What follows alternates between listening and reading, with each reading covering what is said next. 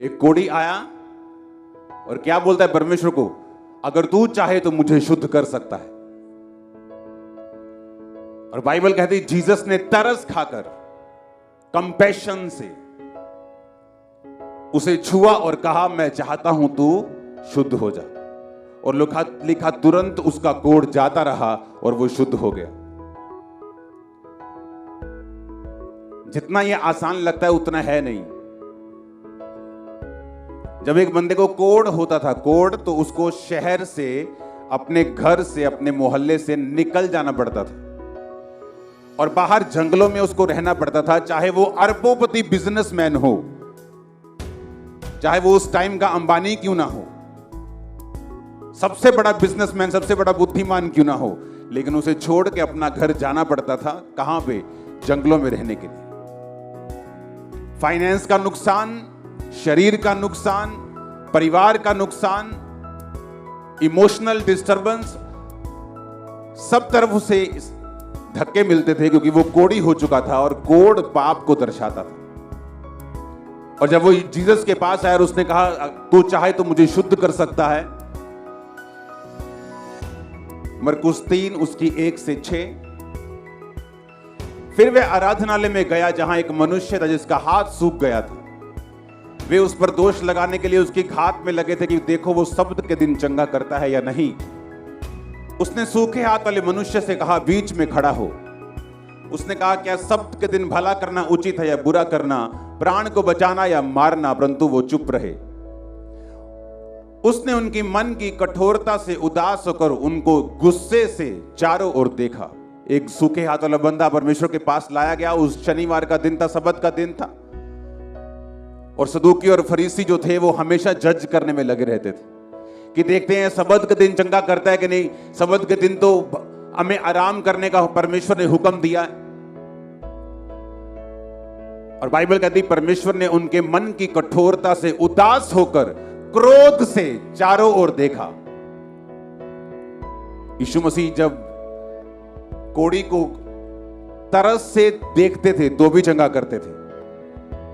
क्रोध था यीशु मसीह को लोगों के ऊपर, गुस्सा आया हुआ था, तब भी उन्होंने क्या किया? और सूखे हाथ वाले बंदे से कहा अपना हाथ बढ़ा, और जैसे ही उसने अपना हाथ बढ़ाया वो सीधा और पूरा हो गया। जब यीशु मसीह गुस्से में थे तब भी चंगा किया। जब यीशु मसीह को तरस आया उसने तब भी चंगा किया। जब यीशु मसीह दुखी और उदास थे लाजर की कब्र के ऊपर और आंसू निकले, यीशु मसीह ने तब भी चंगा किया। जो चंगाई है वो परमेश्वर की नेचर है। परमेश्वर दुखी हो, वो क्रोध में हो, वो तरस में हो, लेकिन वो चंगा आपको करता ही करता है। ये उसकी नेचर है। और सदूकी और फरीसी क्या करते थे? हर टाइम परमेश्वर के कामों को जज करते थे, हर टाइम परमेश्वर के पीछे लगे रहते थे। हालेलुया। लूका 13 उसकी 18 से 21 आयत। ये आप सब आयतें नोट करेंगे। मत्ती 12 उसकी 18 से 21 आयत। देखो ये मेरा सेवक है जिसे मैंने चुना, मेरा प्रिय जिससे मेरा मन प्रसन्न है। मैं अपना आत्मा उस पर डालूंगा, वह अन्य जातियों को न्याय का समाचार देगा। वह ना झगड़ा करेगा, ना धूम मचाएगा, ना बाजारों में उसका कोई शब्द सुनेगा।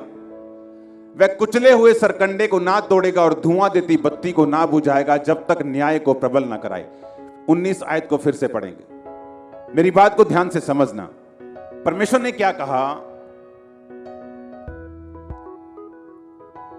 जीसस के लिए यह वचन है कि वो मेरा सेवक है, मेरा प्रिय है, मेरा मन प्रसन्न है। मैं अपना आत्मा उस पर डालूंगा, वो अन्य जातियों को न्याय का समाचार देगा। वो ना झगड़ा करेगा, ना धूम मचाएगा, ना बाजारों में उसका कोई शब्द सुनेगा। धूम मचाने का मतलब जब आपकी इतनी पॉपुलैरिटी हो जाती है कि आपके एक शब्द कहने पर लाखों करोड़ों लोग इकट्ठे हो सकते हैं, तो बहुत सारे चेलों को लगता है कि एक दिन यीशु मसीह जब अपनी पीक पावर पे होंगे, एक दिन बोल देंगे चलो भी चक्को तलवारा वो टप हुआ ये तो अब चलिए। इसलिए उनकी माएं आके बोलती थी परमेश्वर जब तू अपने राज्य में बैठेगा तो मेरे बेटे को गृह मंत्री बनाना, मेरे इस वाले को फाइनेंस मिनिस्टर बनाना। और परमेश्वर ने कहा तू नहीं जानती तू क्या मांगती है, मेरा राज यहां का नहीं वहां का है। आमीन।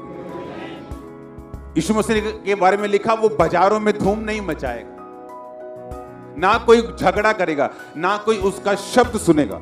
वो हमेशा जब आएगा तुमको चंगा करेगा, तुमको फ्री करेगा, बाप के साथ मिलाएगा, तुम्हारे पाप माफ करेगा, तुम्हें शांति देगा।